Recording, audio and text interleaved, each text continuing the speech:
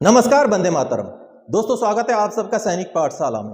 कल 20 मार्च है और कल माननीय सुप्रीम कोर्ट में ओआरओपी के एरियर के एक मुश्त भुगतान के विषय को लेकर के सुनवाई है। दोस्तों आप सबको पता है पिछले लगभग 2 महीने से माननीय सुप्रीम कोर्ट में इस विषय को लेकर के 3 सुनवाइयां हो चुकी हैं और उन 3 सुनवाई में से जो 9 जनवरी का सुनवाई था, जो 27 फरवरी का सुनवाई था और जो 13 मार्च का सुनवाई था, वहां पर माननीय सुप्रीम कोर्ट का क्या रुख रहा है और उन सुनवाई से निकल के क्या आया था, जिससे हम एक आकलन लगा सकते हैं कि कल के सुनवाई में माननीय सुप्रीम कोर्ट में क्या होने वाला है।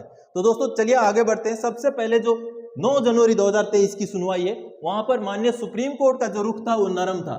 बिल्कुल नरम लहजे में माननीय सुप्रीम कोर्ट ने सरकार को कुछ हिदायतें दी थी। वहां पर माननीय सुप्रीम कोर्ट ने सरकार को यह बोला था कि 15 मार्च तक का समय आपके पास है, आप भुगतान कीजिए। और अटॉर्नी जनरल साहब को भी ये बोला था कि आप इंश्योर करें कि आगे देरी ना हो। ये माननीय सुप्रीम कोर्ट ने 9 जनवरी को बोला था। और साथ ही साथ जो इंडियन एक्स सर्विसेज मूवमेंट है, उनको ये बोला था कि अगर आप सरकार की डिसीजन से, सरकार के भुगतान से नाखुश हैं तो आप हमारे पास आ सकते हैं, हम बैठे हुए हैं आपको न्याय देने के लिए। ऐसा माननीय सुप्रीम कोर्ट ने 9 जनवरी की सुनवाई में बोला था। दोस्तों अब उसके बाद जब 20 जनवरी का जो नोटिफिकेशन जारी होता है, उसमें यह बताया जाता है कि 6-6 महीने के 4 मुश्तों में एरियर मिलेगा। तो उस बात को लेकर के दोबारा से एक मिसलेनियस एप्लीकेशन फाइल होता है माननीय सुप्रीम कोर्ट में। अब उस मिसलेनियस एप्लीकेशन के ऊपर सुनवाई करते हुए माननीय सुप्रीम कोर्ट ने 27 तारीख को जो है एक बहुत बड़ा फैसला दिया था। दोस्तों वहां पर माननीय सुप्रीम कोर्ट का जो रुख था बेहद गर्म था, बिल्कुल गर्म था। और सरकार के ऊपर माननीय सुप्रीम कोर्ट ने बहुत तल्ख टिप्पणियां की थी। सरकार को कहीं ना कहीं, केंद्र सरकार को माननीय सुप्रीम कोर्ट ने 27 तारीख को लताड़ लगाया था। और माननीय कोर्ट ने यह भी बोला था कि कंटेम्प्ट ऑफ कोर्ट तक का मुकदमा दायर कर देंगे आपके ऊपर। और साथ ही साथ एफिडेविट भी दायर करने के लिए बोला था माननीय कोर्ट ने। और साथ ही ये बोला था कि ये युद्ध नहीं है, ये पेंशनर का पेंशन का मामला है, कोई युद्ध नहीं चल रहा है। और अगर आप देरी करेंगे तो 9% के हिसाब से आपको इंटरेस्ट भी देना पड़ेगा, ये बोला था माननीय सुप्रीम कोर्ट ने। और साथ ही साथ बोला था कि न्याय व्यवस्था की सुचिता को बना के रखें, जिसकी वजह से असर यह हुआ था दोस्तों, क्योंकि उस दिन माननीय कोर्ट का रुख बेहद गर्म था। जैसे मैंने आपको बताया, सरकार के ऊपर भी उसका प्रेशर पड़ा और तुरंत ही सर्कुलर 667 जारी हो गया। बेशक बाद में उस सर्कुलर को हटा दिया गया और आज भी वो सर्कुलर निरस्त नहीं किया गया, कैंसिल नहीं किया गया। तो 27 फरवरी का माननीय सुप्रीम कोर्ट का जो रुख था, जो जजमेंट था, वो बेहद ही कड़ा था, जिसकी वजह से सर्कुलर 667 भी जारी हो गया। दोस्तों अब आगे फिर से उस केस में सुनवाई होती है 13 मार्च को। जो 13 मार्च की सुनवाई था दोस्तों, वहां पर माननीय सुप्रीम कोर्ट का जो रुख था वो मध्यम था, ना ही ज्यादा गर्म था ना ही नरम था, बिल्कुल मध्यम था। जहां पर माननीय कोर्ट ने यह बोला था कि 20 जनवरी का आपका जो नोटिफिकेशन है आप विड्रॉ करें।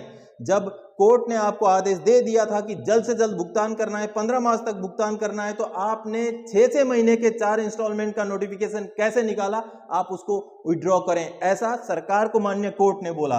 और साथ ही साथ पूछा कि कब तक करेंगे आप भुगतान, और यह बोला दोस्तों कि डिफेंस मिनिस्ट्री कानून हाथ में ना ले। यह बात 13 मार्च को माननीय सुप्रीम कोर्ट ने सरकार को बोला।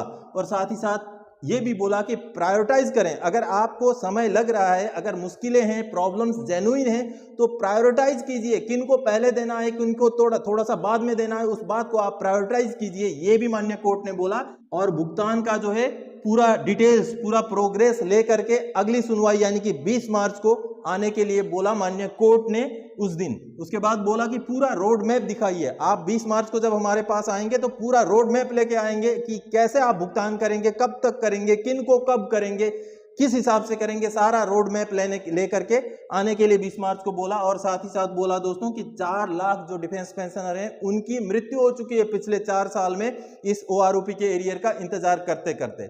और दोस्तों अब उन सारी बातों को होने के बाद 20 मार्च यानी कि कल दोबारा से माननीय सुप्रीम कोर्ट में सुनवाई है। तो अब माननीय सुप्रीम कोर्ट का रुख कल क्या होने वाला दोस्तों, या तो फिर माननीय सुप्रीम कोर्ट का रुख मध्यम रहेगा या तो फिर बेहद गर्म भी हो सकता है, क्योंकि सरकार ने अभी तक 20 जनवरी वाला नोटिफिकेशन विड्रॉ नहीं किया है और माननीय कोर्ट के जो आदेश हैं उनको अभी तक भी अमल नहीं किया है। 667 को जारी किया, फिर उसको हटा दिया है। तो कई सारी बातें हैं दोस्तों। तो माननीय सुप्रीम कोर्ट का जो रुख है मध्यम भी हो सकता है और बेहद गर्म भी हो सकता है दोस्तों। और आगे बता दूं दोस्तों कि अब कल की सुनवाई से क्या निकल के आने वाला है। अगर माननीय सुप्रीम कोर्ट का रुख मध्यम रहता है तो माननीय कोर्ट ये बता सकते हैं कि 31 मार्च तक आपने पूरा फर्स्ट इंस्टॉलमेंट का काम खत्म करना है और आगे जो भी 1-2 महीना 3 महीना समय मिलेगा उसमें बचा हुआ एरियर का भी भुगतान करना है। और अगर माननीय सुप्रीम कोर्ट का रुख अगर बेहद गर्म रहता है, जैसे मैंने बताया, तो माननीय सुप्रीम कोर्ट खुद ही 20 जनवरी 2023 वाला सरकार का आदेश को रद्द करके जो है सरकार को ये आदेश दे सकती है कि तुरंत ही जल्द से जल्द आप इसका भुगतान कर दीजिए।